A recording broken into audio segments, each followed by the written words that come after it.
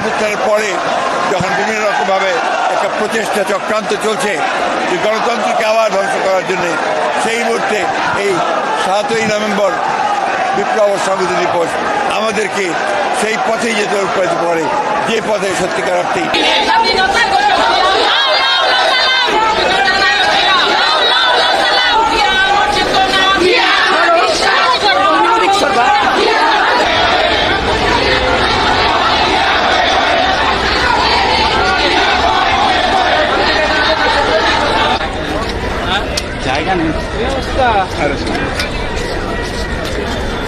হাসান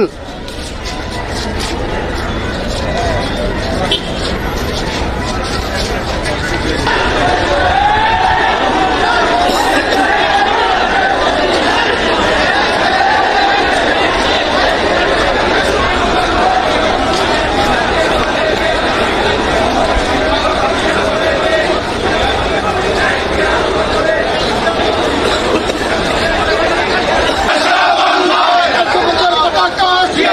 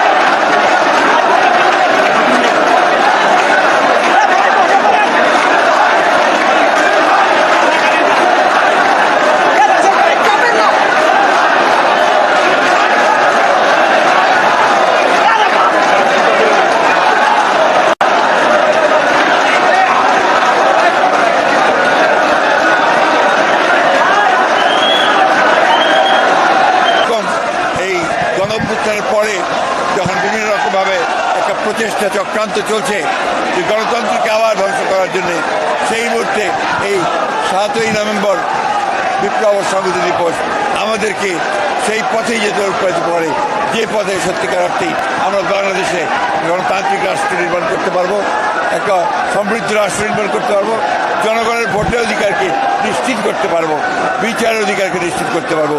সেই লক্ষ্যেই বাংলাদেশ এগিয়ে যাবে, বিএনপি এগিয়ে যাবে, আমরা সেই লক্ষ্যেই কাজ করে যাচ্ছি। ঐক্যবদ্ধভাবে আধিপত্যবাদের চক্রান্তকে বঞ্চনা করে দেয় এবং এই দেশের সবচেয়ে জনপ্রিয় এবং মহানায়ক, রাষ্ট্রনায়ক, স্বাধীনতার ঘোষক শহীদ প্রেসিডেন্ট জিয়াউর রহমান বীর উত্তমকে গৃহবন্দী থেকে উদ্ধার করে নিয়ে এসে তাকে রাষ্ট্র পরিচালনার দায়িত্ব অর্পণ করা হয়। এই দেশটি ছিল বাংলাদেশের অগ্রগতির একটা টার্নিং পয়েন্ট। শহীদ প্রেসিডেন্ট জিয়াউর রহমান একদলীয় ব্যবস্থা থেকে বহুদলীয় গণতন্ত্রে ফেরত দিয়ে আসেন।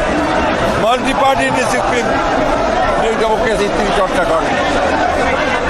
তিনি সংবাদপত্রের স্বাধীনতা দেন, বিচার বিভাগের স্বাধীনতাকে নিশ্চিত করেন এবং জনগণের গণতান্ত্রিক যে অধিকার, সেই অধিকারকে তিনি নিশ্চিত করার চেষ্টা করেন।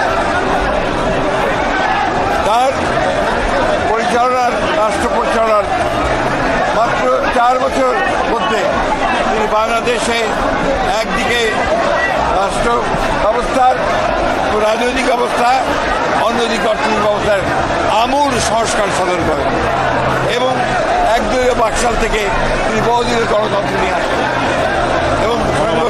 এবং সংবাদপত্রের স্বাধীনতাকে তিনি নিশ্চিত করেন। সেখানে মাত্র 4টি সংবাদপত্র ছিল, সেটাকে তিনি মুক্ত করেছেন।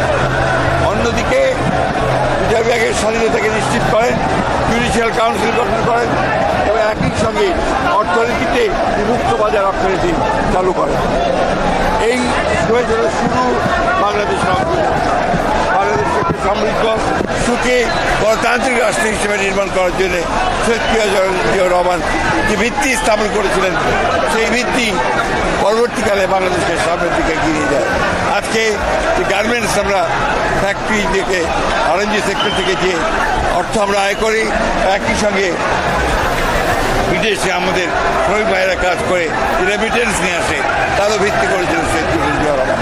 অর্থাৎ এই হরজন্মা মহাপুরুষ তিনি বাংলাদেশের অগ্রগতির মূল ভিত্তি রচনা করে দিয়েছিলেন।